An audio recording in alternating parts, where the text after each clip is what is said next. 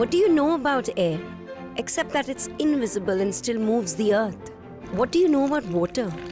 Except that it finds its way. What do you know about fire? Except that it starts with a small spark. And what do we really know about time? Except that it ties everything. Now bring them all together and mix some flour in. What happens now is magic that moves, finds its way, starts with a spark and bakes itself to glory. We are talking about magic that happens in the kitchen. Come experience magic.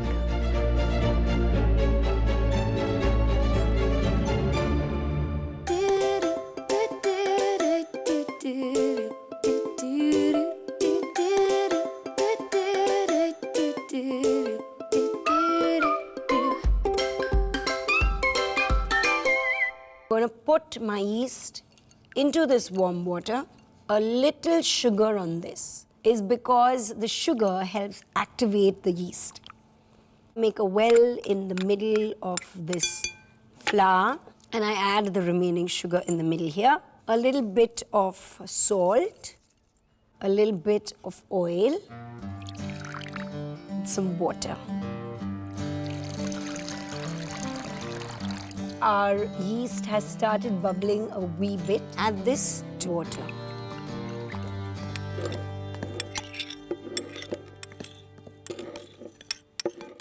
Okay, now that most of our bread has come together in this bowl, all I have to do is put it on my tabletop and then just give it a nice good knead. Between 7 minutes to 10 minutes is the recommended time to knead your dough for bread. Let's just put this together. This is lovely and soft, as you can see. This is done. Now I'm just going to put this into this bowl.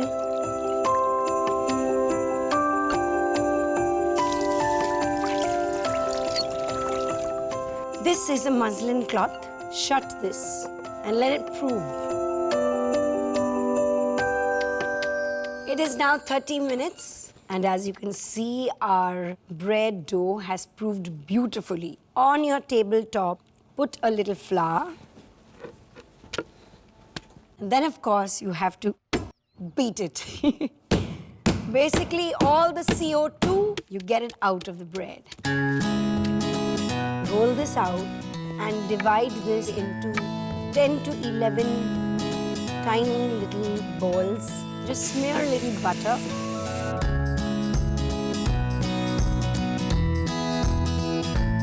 So now that our dough is put into this baking tin and looks like such a pretty flour, what I'm going to be doing is adding a little Christmas cheer to it.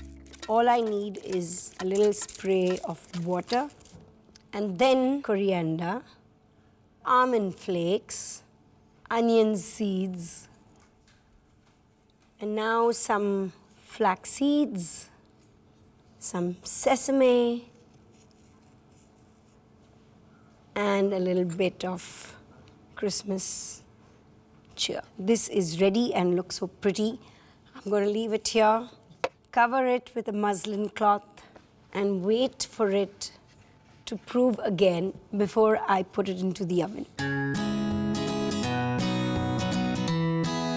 So as you can see, our bread is beautifully proofed and puffy and cute. So just remember, whenever you're baking anything in the oven always needs to be preheated. So today we're going to be baking our bread at 180 degrees for 15 to 20 minutes.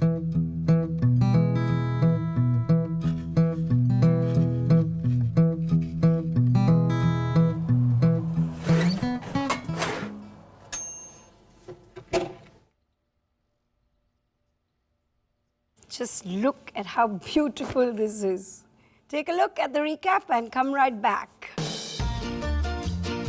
Tear and share bread. In a clean bowl, add 600 grams of all-purpose flour. In a separate small bowl, add hot water to 1½ teaspoon of dried yeast along with 1 teaspoon of sugar and let it activate for 5 to 10 minutes. Into the flour, add 2 teaspoons of sugar, salt to taste, 1 tablespoon of olive oil and water as required. Now add the activated yeast to the mix and cut it until all the ingredients come together. Take out the dough onto your tabletop and knead it for 7 to 10 minutes. Cover the dough with a wet muslin cloth and let it prove for 30 to 40 minutes or until it doubles in size. Beat the proved dough to take out the carbon dioxide and knead it some more. Roll out the dough and divide it into 10 to 11 small pieces.